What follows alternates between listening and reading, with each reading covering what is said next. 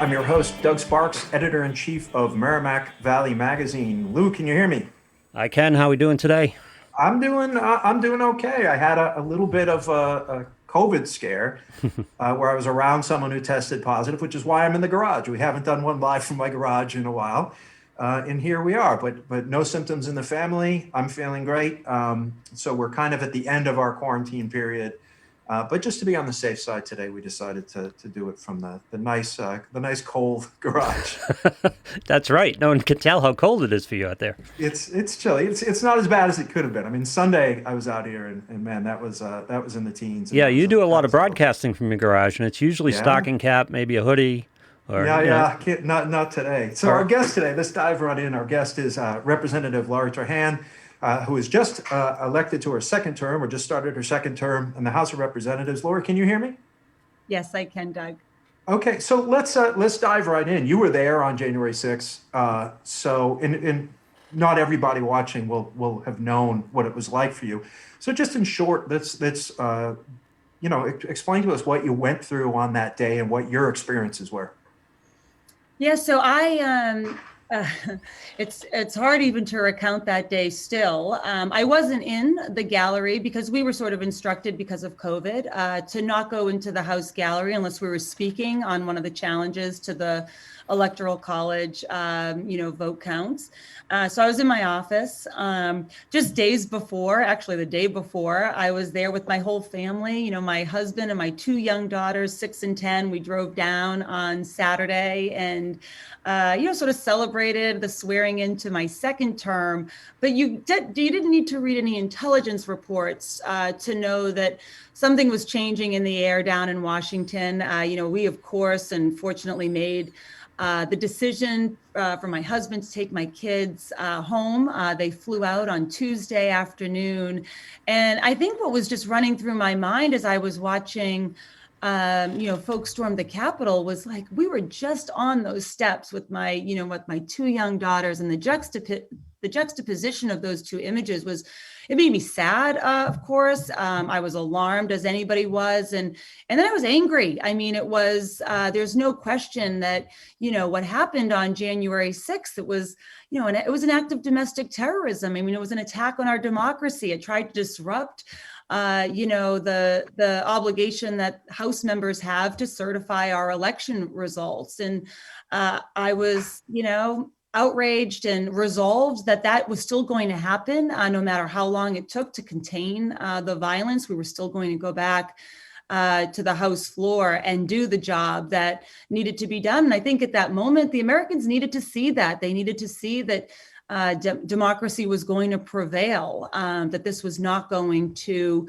take down the certification of the election, and also the everything that the Capitol stands for. So it was a Yeah, full range of emotions that day. sure. Now time has passed. Yeah. So I'm wondering, I would say in general, the mood as someone who's kind of in quarantine is the mood is softened somewhat nationally. And there seems to be a palpable change in the air. But at the same time, I'm not experiencing sort of security issues. I'm not hearing about these, new details about the pipe bombs or outside the RNC and the DNC. Is there any new information? Is there anything that's changing your perspective on your end? No, I think that there's a lot at play right now. Of course, there are a lot of investigations into what exactly went wrong. I mean, I think most immediately we saw a change in leadership with the Sergeant at Arms and with the U.S. Capitol Police, and hearings have already started. There was a hearing yesterday in terms of getting at what exactly happened. And that is going to continue. I mean, the security forces are going to continue. I mean, certainly I was down there for the inauguration on the 20th, and it was a different place. There were thousands, 22,000 National Guardsmen and women standing at posts around the Capitol complex to ensure that we could have an inauguration. And so, so many of those folks are still there, and they will be for the foreseeable future. I think the thing that's important, you're right to mention that as time goes by, maybe folks are feeling like, the urgency has subsided, or maybe we should be moving toward, unity. And what I would say is you can't have unity without accountability. It doesn't matter if it's the first day of a presidency or the last. If a president commits an impeachable offense, Congress has an obligation to intervene and hold them accountable. And there's no question that Donald Trump incited a violent mob to commit an act of insurrection when they attacked the United States Capitol. And so they they assaulted police officers. They ransacked the seat of our democracy. They hunted down members of Congress in a failed attempt to overthrow our democratic process. And he did nothing to stop the violence in the moment. So I think it's really important, if we are going to heal as a country, that we take this important step, that the Senate has a trial, and that, they convict him. I think that this is an extremely dangerous situation. It's one where not only does the president need to be held accountable, but he should never be allowed to hold the office of presidency again. And that's exactly what impeachment is there to protect. What about other members of the House and Senate? You've been very critical of people who've been spreading false narratives and false news and disinformation. What do you do about that? There are elected officials, and I don't mind naming folks like Ted Cruz and Josh Hawley, Matt Gaetz, who is a representative from Florida. I mean, they went above and beyond to do Donald Trump's bidding for the past 2.5 months. They pandered to their base. They spread dangerous disinformation and flat out lies about the 2020 election, telling them that they needed to fight to save our country. And they bear just as much responsibility for the violent insurrection as Donald Trump does. So, you can't have folks going to the floor of the People's House and spreading conspiracy theories and spreading lies. Because if we're actually going to get at the media ecosystem that promotes the dissemination of these conspiracy theories and these lies, then we have to hold elected officials accountable for what they say on the House floor or at rallies and what they do. Otherwise, it's just a vicious cycle where one can claim they're reporting on the other. But we're hearing some pretty alarming stories right now about, some members of Congress who are alleged to have given tours to some of the very people who attacked us. And it's clear that we need top to bottom investigation on all of these allegations because, members need to be held accountable. If we're going to proceed with impeaching a president, and there's a role that other lawmakers, played in this insurrection, they need to be held responsible as well. Okay. So speaking of the media ecosystem, you have been critical of Section 230, and people talk a lot about 230. So I want to make sure people listening are like, Section 230, what's that? Section 230 was part of the Communications Decency Act, which which came out in 1996. It's the only part left. Everything else in the CDA was ruled unconstitutional. And it seems like this not very important thing, 26 words, right? But there's this book about it called 26 Words That Created the Internet.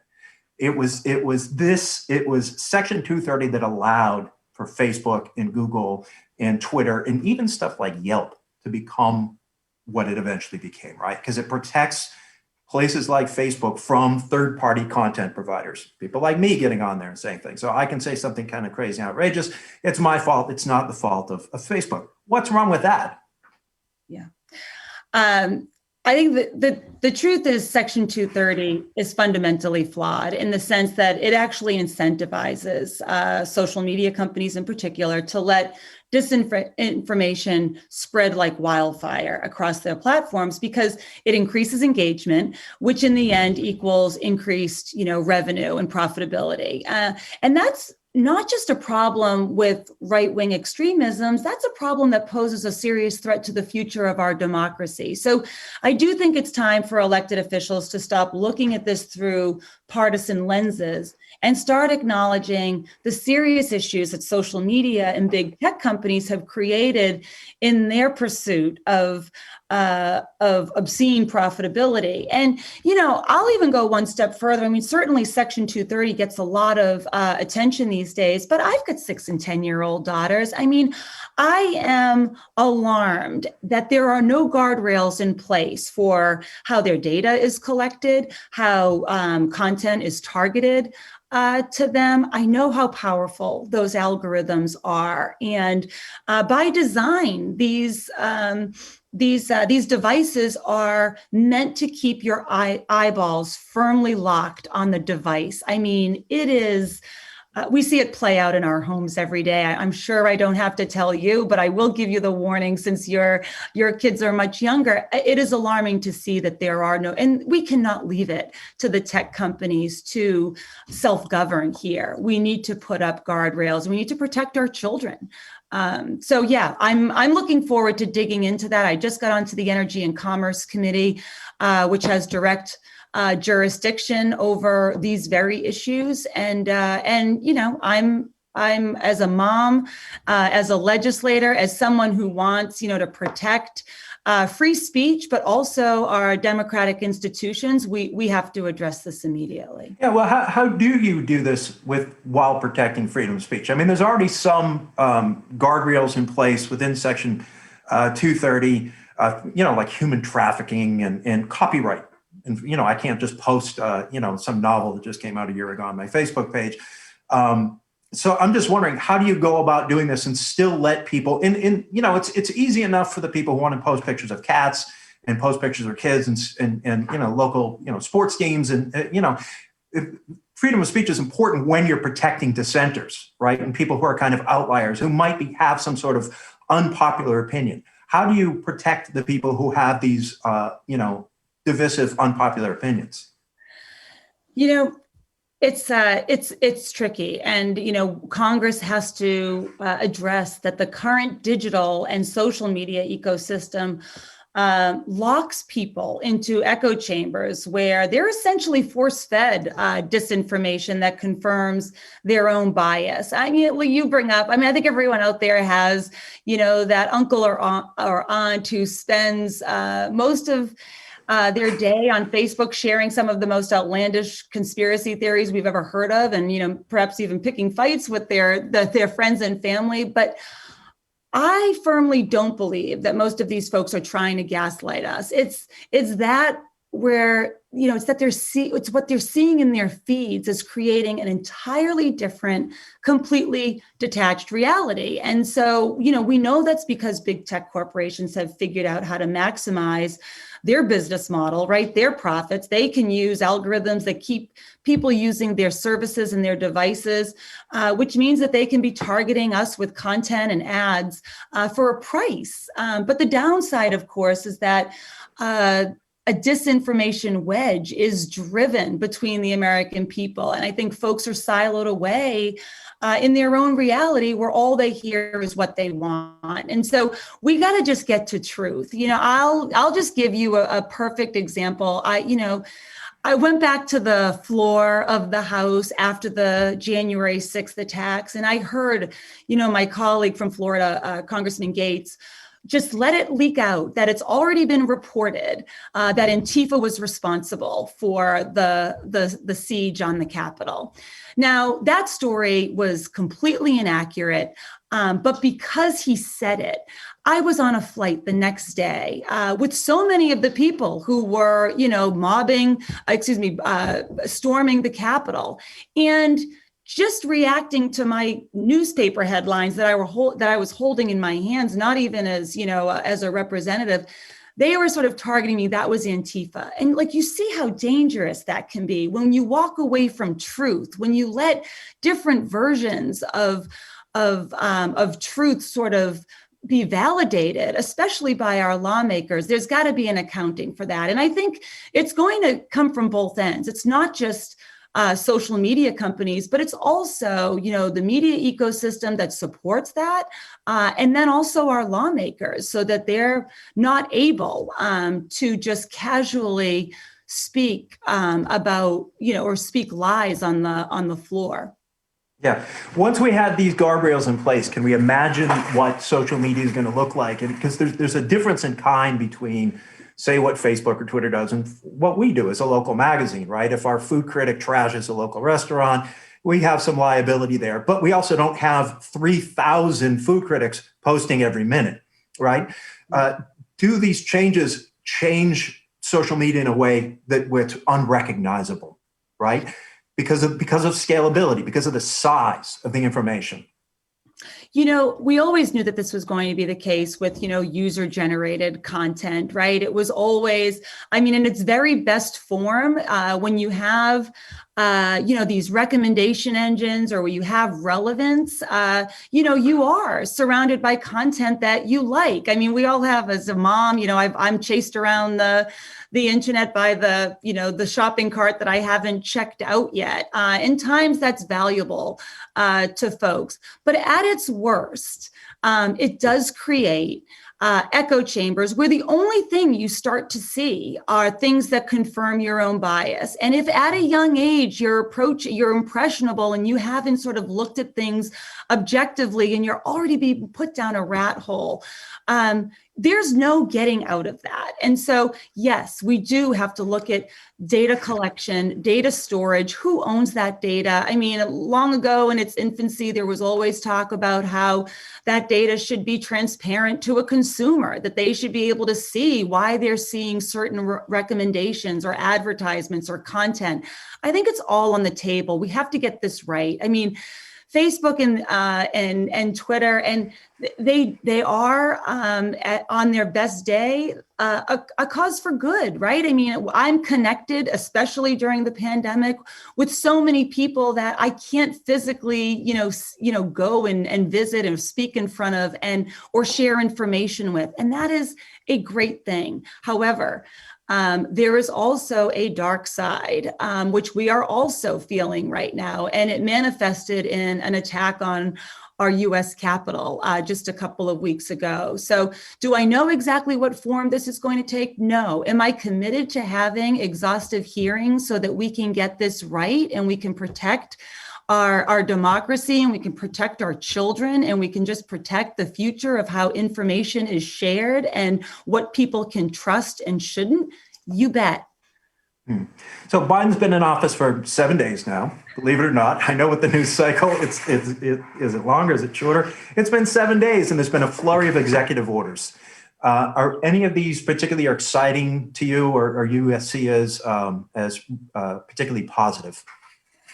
Absolutely. I'm glad to see the executive order, used in this way. Certainly, there were a lot of things that we wanted to roll back. Personally, I wanted to see us get back to our global leadership, fighting the climate crisis. Wanted to see, the Muslim travel ban repealed, the transgender ban in our military. There are so many things that we just had to fix, and this president, prioritized them on day one. And look, the reason why it feels like he's been in office a lot longer than the 7 days is because there's been a flurry of activity coming out of the White House, which we haven't had in 4 years. And so I do think that this is an important moment. We have a lot of work to do. There are so many issues confronting our country. And when you think about the moment we're living in with COVID and the importance of accelerating our vaccine distribution and our testing protocols, that is where this administration is focused. And that's where we actually have to make the most dramatic transformation in these first 100 days so that we can, get our economy back. We can get kids back to school. We can have consumer confidence built back, and we can start, getting to something that feels familiar again. So in December, the Great American Outdoors Act was passed. Tremendous bipartisan support. You were just down at Minuteman National Park last week, I think, with the announcement. What does that mean for the Merrimack Valley and the regions around the Merrimack Valley? Why is this important? Well, it's important because for too long, Washington has, divested from conservation efforts, and we've neglected the need for maintenance upgrades at national parks across the country. I mean, it literally caused an accumulation of a $22 billion deferred maintenance backlog at our national parks. And I was at Minuteman National Park just this week, and of course, the Lowell National Historic Park. I grew up going to, but in all, there's $244.5 million, here in at parks of deferred maintenance backlog at parks here in the Commonwealth, 20 million here in the district that I represent alone. So it was a bright light. Last summer, we took up and we passed the bipartisan Great American Outdoors Act to finally change this pattern of divestment. And these are our precious public lands. These are our national parks, which have become so important, especially during this pandemic, as people seek to, go outside and get fresh air and, discover, in many cases, rediscover recreation that's right in their backyard. But this legislation permanently and fully funds the Land and Water Conservation Fund. And that's our country's most successful conservation program that supports everything from local playgrounds to national park expansions. And it actually establishes a restoration fund to provide critical federal investments in the National Park Service, and finally close this deferred maintenance log. So, I was joined down at Minuteman with Heather McMahon from Groundwork Lawrence, and they do unbelievable work in the city of Lawrence. And, we know how important the Land and Water Conservation Fund is, especially for urban kids to get outside, to go on these, rail trails and these river walks. It's the Circuit Bay Trail. All of these resources need to be preserved and maintained so that they are there for generations to come. What about the river? You sponsored the Stop Sewage Overflow Act. So this is not a new issue for you. You've been interested in conservation issues for a long time. What's next? What's next for the river in particular? Yeah, so every community along the Merrimack River knows just how serious combined sewage overflow is and how long it's taken for serious action to finally happen to address it. I mean, the numbers are just shocking, right? There's an average of 550 million gallons of, raw sewage released into the Merrimack River every year.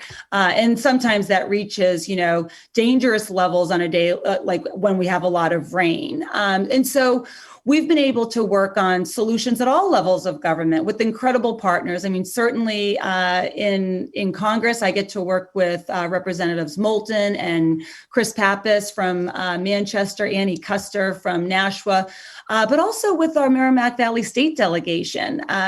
And clearly the organizations, your outside groups like the Merrimack River Watershed Council and the Massachusetts River Alliance, they've been unbelievable partners. But we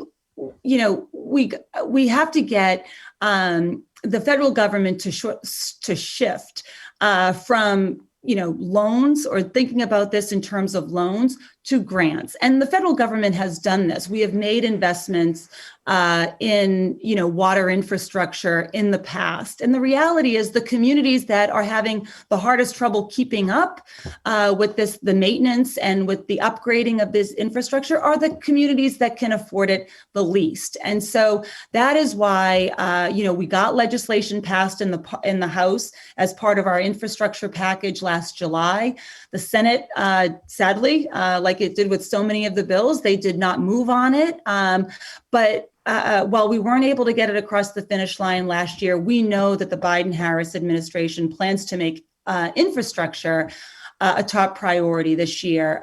Given the bipartisan agreement that we already have, this is so necessary. So, I'm confident that, we're going to get combined sewage overflow, our Stop Sewage Overflow Act, into the infrastructure package, in the first half of this year.